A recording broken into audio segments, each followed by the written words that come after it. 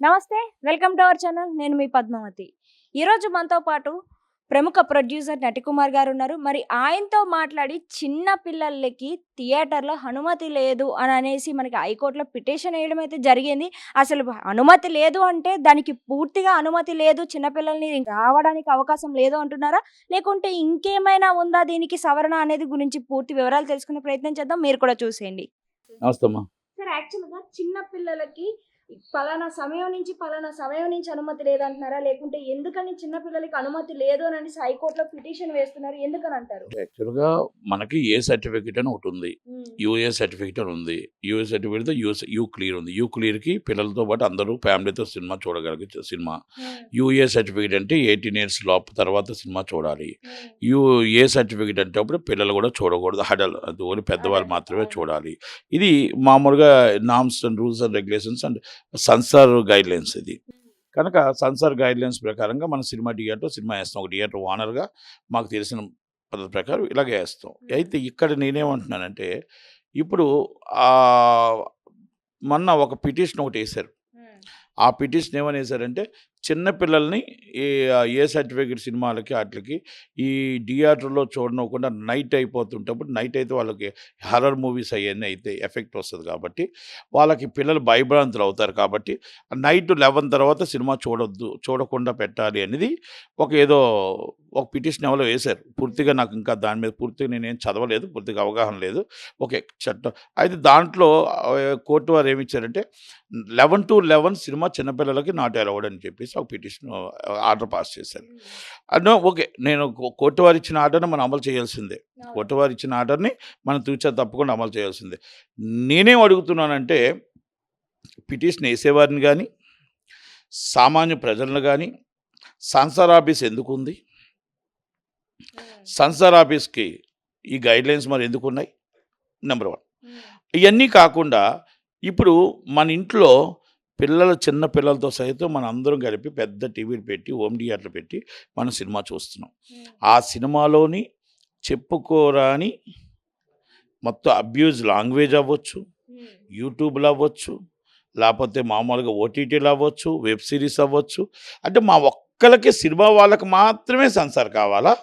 Web సిరీస్కి censor అవసరం లేదు అంటే కుటుంబం అంతా సినిమాలో చూస్తారు, వాళ్ళకు వెబ్ సిరీస్ అవసరం లేదా? జబర్దస్తికి అవసరం లేదా? అలాగే టీవీల్లో ఉన్న వాళ్ళకి అవసరం లేదా? నచ్చుంతో న్యాయస్థానం ఇచ్చినా దాని గైడ్లైన్స్ని తూచా తప్పకుండా పాటిస్తాం. కానీ నేను అడుగుతున్న ప్రశ్న ఏంటంటే మాకు టికెట్ తీసుకొని థియేటర్లో జనాలు వెళ్ళి థియేటర్లో వస్తే మేము సినిమా వేసేవాళ్ళం. మేము సినిమా టికెట్ లేకుండా ఏమీ లేకుండా ఖాళీ టీవీలో ఫ్రీగా చూసుకునే ఛానల్స్ నుంచి, బుల్లితెర నుంచి, ఏటీటీ నుంచి, ఓటీటీ నుంచి, ఒక యూట్యూబ్ ఛానల్ నుంచి ప్రతి దాంట్లో కూడా ఈరోజు పిల్లలు మనకు 3 సంవత్సరాల పిల్లల నుంచి అన్నీ చూసుకుంటూ వస్తున్నారు. సంక్రాంతికి వస్తున్నామన్న ఒక సినిమాలో బుల్లితెర ఓటీటీలు చూసే నా కొడుకు నాశనం అయిపోయాడు అనేది ఈ డైరెక్ట్గా ఇండైరెక్ట్గా ప్రజలకు ఒక సంకేతం పంపించారు. బుల్లిరాజు ఏ విధంగా తిడుతూ పాడైపోయాడో, ఏ విధంగా ఆ అబ్యూజ్ లాంగ్వేజ్ మొదలుపెట్టాడో అది సంక్రాంతికి వస్తున్నాడులో చూపించారు. అంటే చూపించారు అంటే దాంట్లో అర్థం ఏంటి? మరి అన్నీ కూడా మరి వాళ్ళకి సెన్సార్ అవసరం లేదని అడుగుతున్నా. మీరు వాళ్ళకి సెన్సార్ పెట్టకుండా వాళ్ళ కుటుంబంలో మొత్తం టోటల్గా అంత అబ్యూజ్ లాంగ్వేజ్ మొత్తం టోటల్గా ఆ పిల్లల ముందు ఒకప్పుడు మదర్ ఫాదర్ తిట్టుకునేవారు, ఆ పిల్లలకి అనుకునేవాళ్ళు. ఈరోజు యూట్యూబ్ ఛానల్స్ చూసినా లేకపోతే టీవీలో చూసినా మనం కొన్ని సీరియల్స్ చూస్తున్నాం, చెప్పుకోలేని పరిస్థితి. మనం వెబ్ సిరీస్ చూస్తున్నాం, అసలు మనం చెప్పలేని పరిస్థితి. మీతో నేను డిస్కస్ చేయలేని పరిస్థితి. మరి ఇలాంటివన్నిటికి మన సెన్సార్ ఉండదా? ఇలాంటివన్నిటికి మనం సినిమాకి మనం ఏ కోర్టులో పిటిషన్ వేయాలి? సెన్సార్కి నేను ఇది ఇంకోటి ఎన్నోసార్లు సెన్సార్కి నేను కంప్లైంట్ పెట్టడం జరిగింది. మాకు సెన్సార్ కాదు, ఈ మొత్తం అందరికీ సెన్సార్ ఉండాలి, టీవీలకు కూడా సెన్సార్ ఉండాలి. మీరు 1000 రూపాయలు పెట్టండి ఫీజు, దయచేసి సెన్సార్ లేకుండా పెట్టకండి. వాళ్ళకొచ్చి సెన్సార్ పెట్టరు, మాకు వచ్చి సెన్సార్ పెడతారు. మీరు వచ్చి మొత్తం చిన్న ఎక్స్పోజింగ్ ఉందంటే మాకు కట్ చేయమంటారు. వాళ్ళు వచ్చి మొత్తం టోటల్గా న్యూడ్గా కూడా యాక్ట్ చేస్తుంటే కూడా మీరు వెబ్ సిరీస్ వాటిలో కూడా యాక్సెప్ట్ చేస్తున్నారు. కొన్ని ఛానల్స్ అయితే మరి చూడలేకపోతున్నాం. భార్యాభర్తలు ఇద్దరు కూడా చూడలేని పరిస్థితి, ఇంటెందు బాధి చూడలేని పరిస్థితిలో ఉన్నాం. దయచేసి ఇలాంటివన్నిటి మీద కూడా సెన్సార్ పెట్టాలి. సెన్సార్ గైడ్లైన్స్ సమాచార శాఖకు కూడా నేను చైర్మన్గా ఉన్నప్పుడు జాయింట్ సెక్రటరీగా ఉన్నప్పుడు కూడా పెట్టారు, ఇప్పుడు జాయింట్ సెక్రటరీగా ఉన్నాను కూడా కౌన్సిల్కి. అయితే నేనేమంటానంటే మరి దాని మీద యాక్షన్ తీసుకోవాలి అని మీరు అత్యున్నత న్యాయస్థానంలో వేసిన పిటిషనర్ని అంటున్నాను నేను. న్యాయస్థానం వారు ఇచ్చిన దానికి తూచా తప్పకుండా మనం పాటించవలసిన బాధ్యత మాకుంది, కన్ఫామ్ పాటిస్తాం. కానీ ఇవన్నీ కూడా ఒక్కసారి పరిణిలోకి తీసుకొని ప్రతి పిటిషనరు పరిణిలో తీసుకోవాలా, ప్రతి ఒక్కరు పరిణిలో తీసుకోవాలా, రేపు సంసార్ వారు తీసుకోవాలా. దీన్ని సీరియస్గా దీని మీద సమాచార శాఖ మంత్రి కూడా తీసుకోవాలి, సమాచార శాఖ కమిషనర్ తీసుకోవాలి. వెరీ సీరియస్లీ కూడా దీని మీద యాక్షన్ తీసుకోకపోతే ఫ్యూచర్లో మనం దెబ్బతినేస్తాం.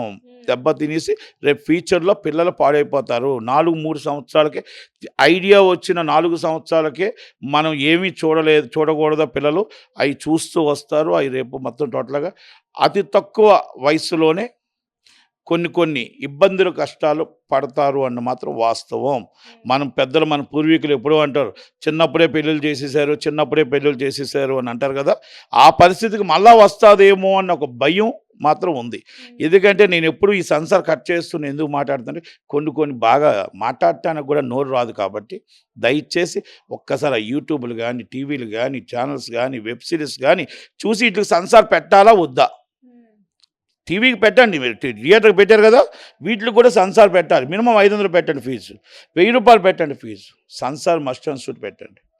ఏ సర్టిఫికేట్కి ఒకలాగా పెట్టండి. మీరు ఏ సర్టిఫికేటా, యూ సర్టిఫికేటా, ఏ సర్టిఫికేట్ పెడతారో పెట్టండి. మాకు 3 సర్టిఫికేట్ పెట్టారు మీరు.